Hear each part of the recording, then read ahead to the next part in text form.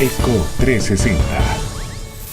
Muy buenas noches, soy Guido Rodríguez. Hoy estoy acompañándolos en reemplazo de Ricardo Lombana, quien está en una asignación especial. Bienvenidos a Eco 360. Tenemos para hoy en el Top 5 los siguientes temas. Top 5, la insaciable OCDE. En el Top 4, auditarán a magistrados de la Corte Suprema de Justicia. En el Top 3, sanción ejemplar. 85% de los candidatos a elección popular que participaron en las elecciones del 4 de mayo aún no entregan su lista de donantes al Tribunal Electoral. En el Top 2, complicada decisión. Casualmente, el Tribunal Electoral se apresta a realizar nuevas elecciones en algunos circuitos plurinominales y hay una disputa en curso. Y en el Top 1, la elección del nuevo Contralor General de la República. Estos son los temas que estaremos viendo en el programa de esta noche. Y nos acompaña un invitado excepcional, de lujo, un abogado, un hombre con experiencia en el Foro Nacional, quien ha sido además magistrado del Tribunal Electoral, doctor Guillermo Márquez Amado. Bienvenido, doctor. Buenas noches y gracias por acompañarnos. Muy buenas noches, es con mucho gusto que vengo. Doctor, tenemos en el Top 5 el tema de la que hemos bautizado la insaciable OCDE. Resulta ser que la Organización para la Cooperación y el Desarrollo Económico, una organización dominada por países desarrollados del primer mundo y que ha sido denominada en Panamá como un cartel por parte de una personalidad como lo es el doctor Eduardo Morgan, ha logrado que 51 países ayer se comprometieran en 2 etapas a intercambios de información automática. Precisamente eso va en contravía de lo que ha sido la Estrategia Nacional de Panamá en materia de firma de tratados de doble tributación, porque en esa estrategia panameña se establece que esos tratados de doble tributación no tendrían la posibilidad de intercambio de información de manera automática, sino a solicitud del país requirente y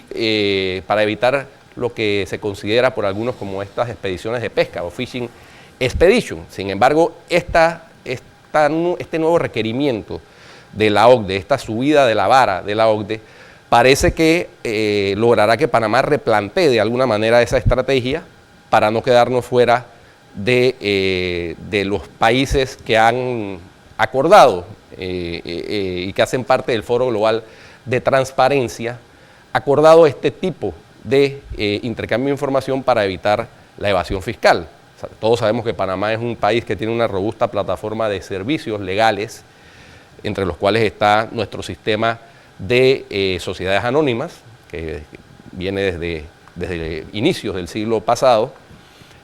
¿Cómo cree usted que debe replantear Panamá esa estrategia? Algo que ya ha sido avisado por la propia canciller Isabel Sainz Malo esta tarde. Mire, en primer lugar, yo creo que hay que hacer un poquitito de historia.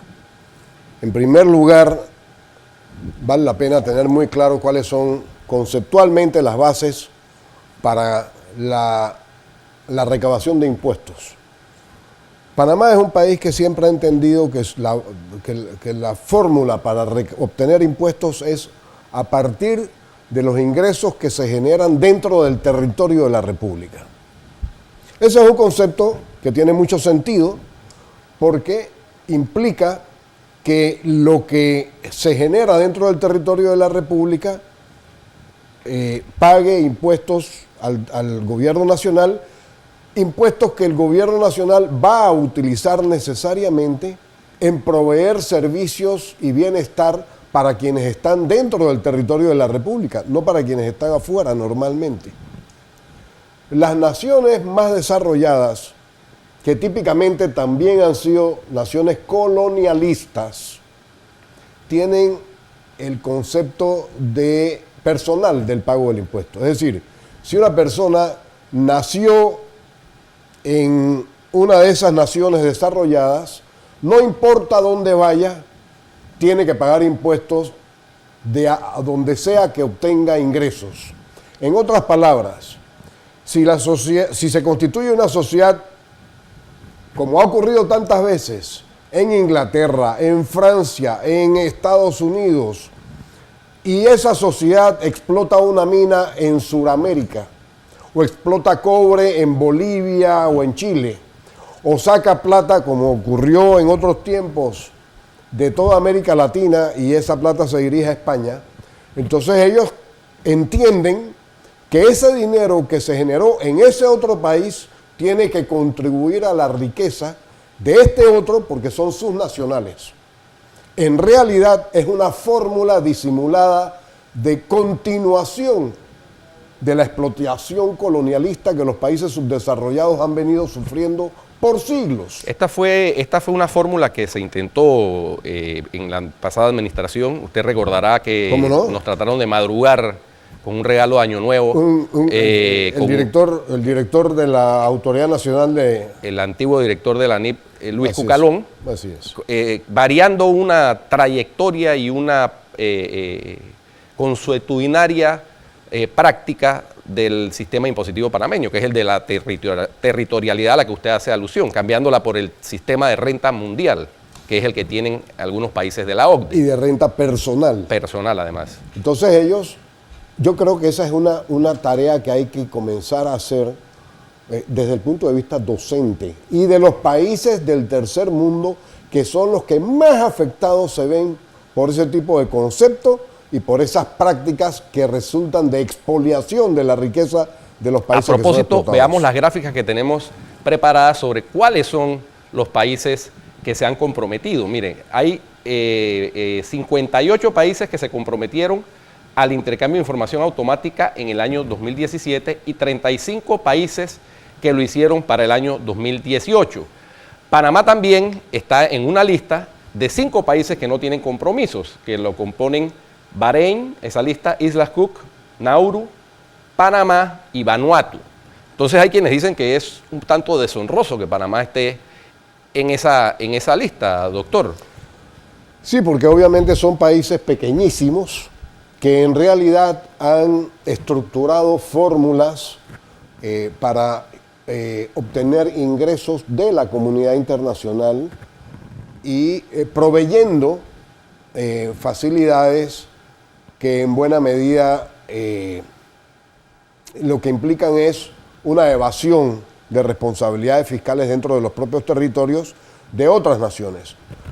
Sin embargo, porque son dineros cuya fuente, cuya producción se origina en los territorios que no son los de Vanuatu, que no son los de Isla Cook, que no son de ninguno de esos otros territorios, y que en cambio llegan a esos territorios porque esos países proveen los mecanismos.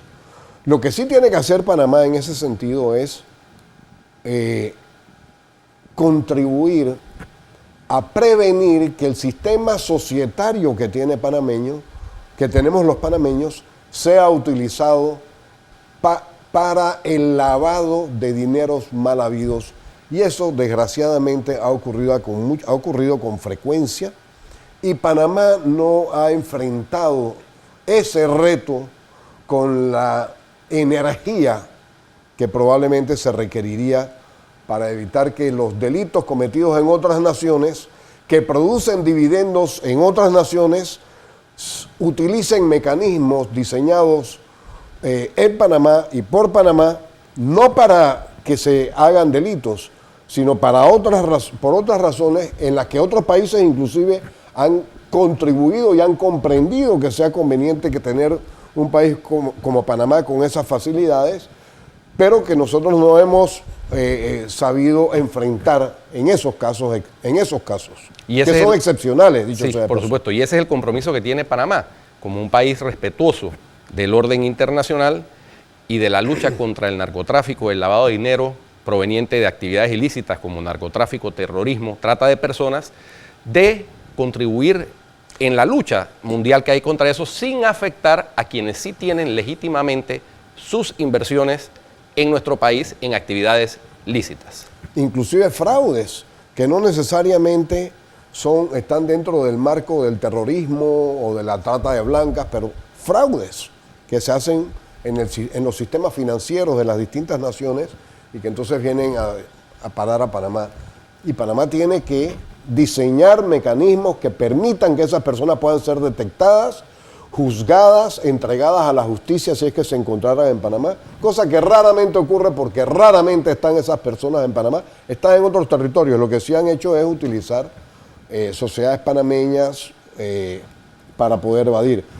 Inclusive el sistema bancario panameño se ha venido blindando poco a poco y ahora tiene normas muchísimo más exigentes que las que existen en esos mismos países que dicen que nosotros somos paraísos fiscales y ellos no. Muy bien, doctor, excelente. Efectivamente, complejísima la situación, un reto para nuestras autoridades de cómo hacer para que Panamá cumpla con los compromisos internacionales que como nación respetuosa del derecho internacional y de la lucha contra el crimen organizado tendremos que asumir tarde o temprano. Muy bien, tendremos entonces en el top 4, auditarán a magistrados de la Corte Suprema de Justicia por orden del presidente encargado Harry Mitchell. Sanción ejemplar es lo que debe imponerse a los candidatos que todavía no le presentan al Tribunal Electoral la lista de donantes. Complicada decisión la que tiene el Tribunal Electoral en el top 2 por las impugnaciones y las nuevas elecciones en circuitos plurinominales, y en el top 1 la elección del nuevo Contralor, el tema que hemos estado teniendo a lo largo de esta semana. Ya volvemos en ECO 360.